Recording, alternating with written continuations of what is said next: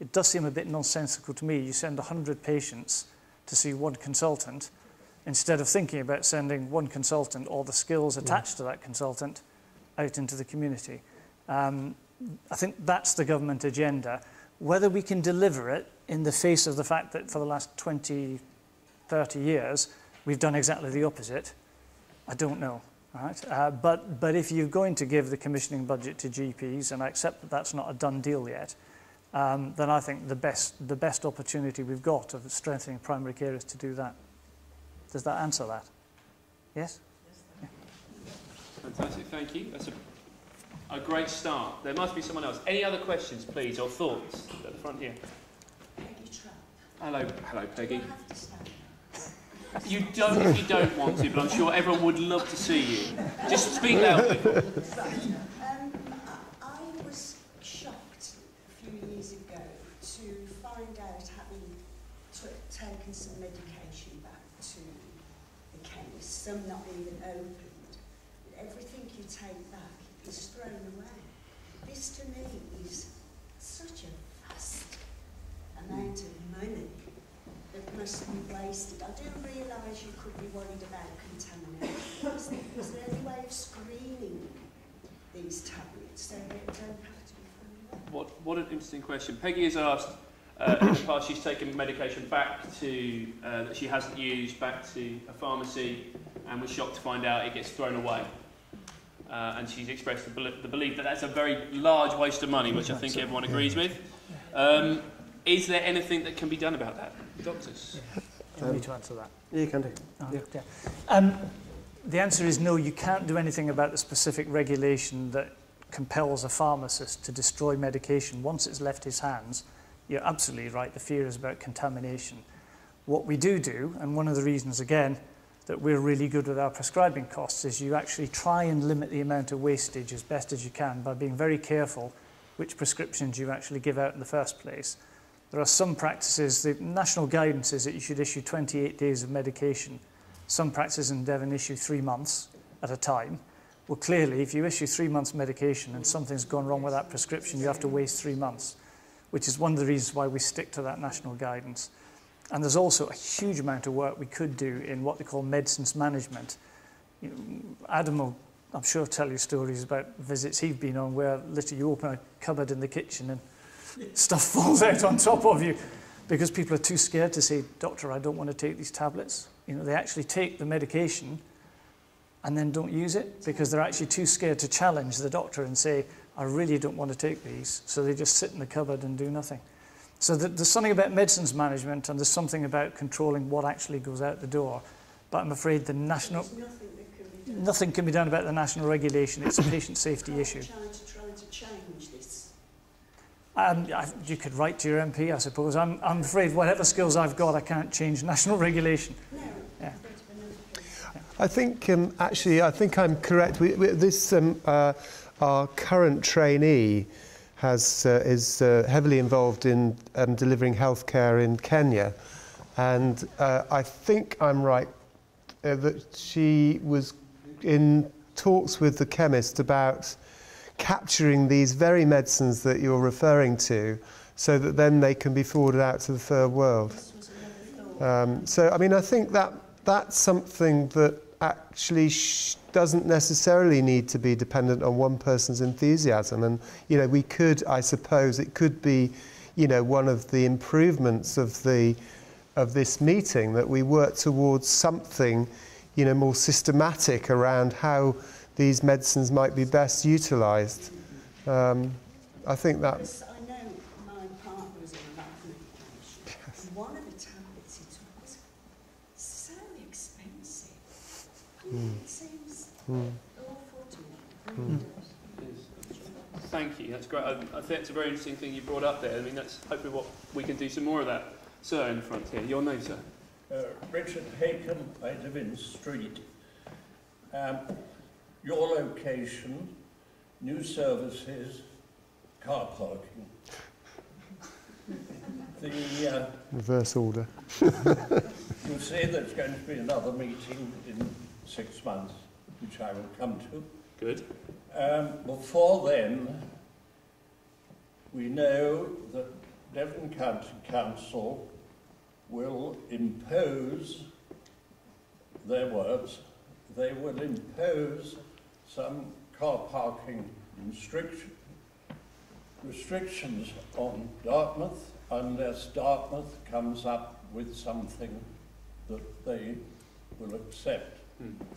They say they will work with Dartmouth to provide something that one hopes is other than pay and display.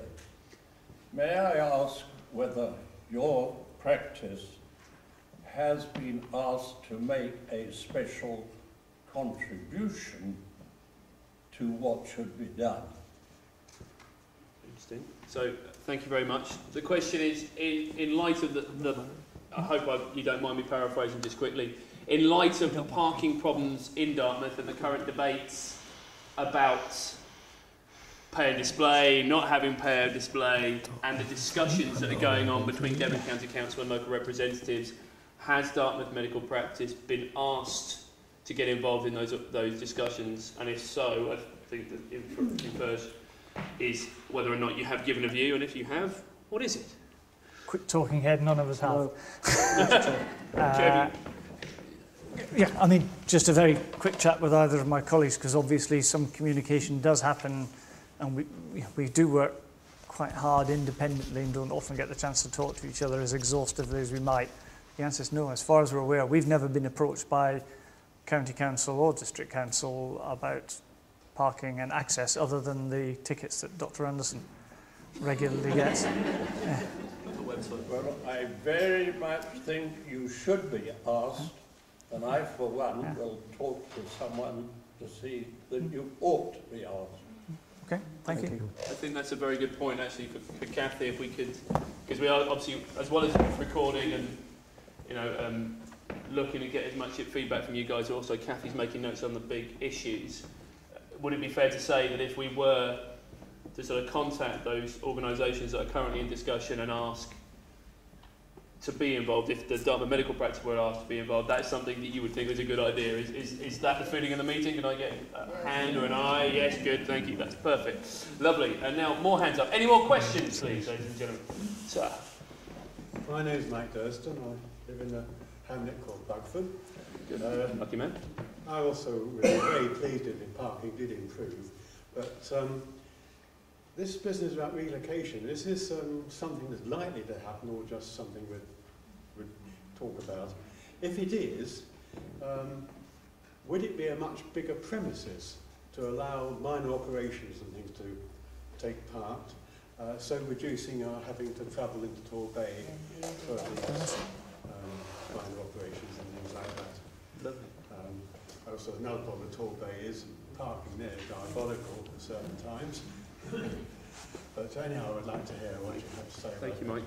So, just again, the question is, there's been a number of mentions about new premises. Is it, I think the question you're asking is it definitely going to happen? Is it a hope? What is the state of play with the new premises? And if so, will it be larger and offer more services so that people don't have to travel to Tor Bay, Plymouth, other places like that? I think it's a really good question. Thank you for bringing it up. We've been speculating about moving for, well, I've been here 7 years, but for most of that time. And certain barriers have come up against us moving throughout that, and they've not always been the same at all times. But the time now we are of one mind is right to force this move. And we have had preliminary discussions with certain other parties about that. So we are very serious about this, and this is something that is very likely to happen. With regards to the scope of new premises, what has to happen before the physical scale of somewhere can be anticipated entirely is to devise the things that are going to be in it. And therefore one has to work through, bear in mind that we are independent practitioners who are contracted by the NHS to provide services to people. that we can provide those services in order that we build the building to put them in. So we will be forward thinking in the scope of any development to ensure that we're not out of it in 6 months' time. We've not outgrown our sort of, our small premises. But we have to do those things in parallel to make sure that we have the services to go in the building. I mean, of course, it's great to have a group task, isn't it?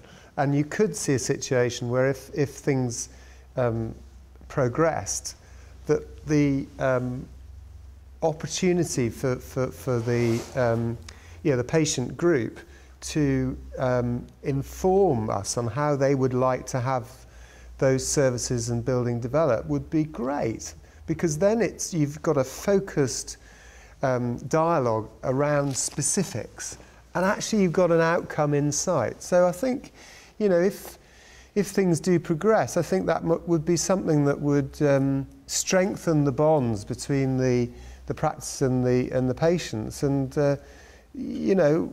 people will come up with ideas that we hadn't thought about, and someone else will suddenly have some expertise in certain areas. And so I think if things do progress, I can see that really strengthening this type of relationship, because everyone's got something invested in something tangible.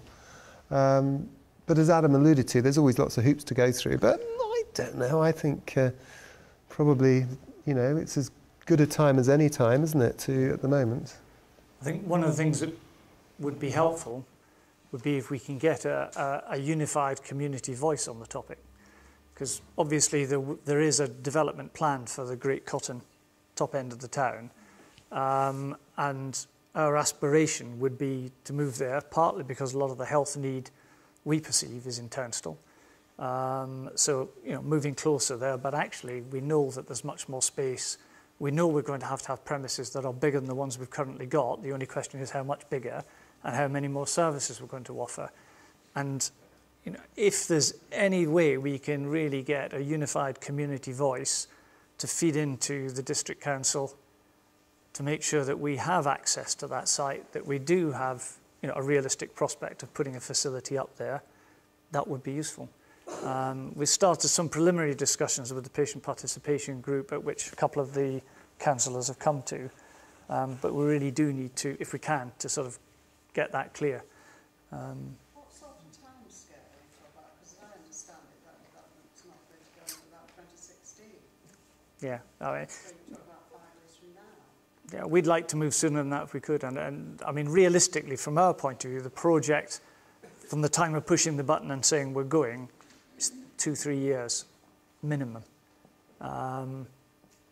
But I think we're now at the point where strategically we're committed, we're ready to go, but obviously there's lots of practical things you have to do. Thank you. Right. So I'll be with you in just a second. But just to say, on top of those discussions, I think the Dartmouth Medical Practice does have a patient participation group. Daniel Tag at the back there is on it, and can't see if there's anyone else here who is. But we are trying to sort of bring that to a point where that is a very, very useful tool for the Dartmouth Medical Practice and for the community. So the community have people who can talk on their behalf and can reflect what they feel. So if you have views on that, please get in touch either with the medical practice or with Daniel, other members of the patient participation group, and we'll hopefully be launching a little page connected to the website soon that will have details that you can contact. So you had a question.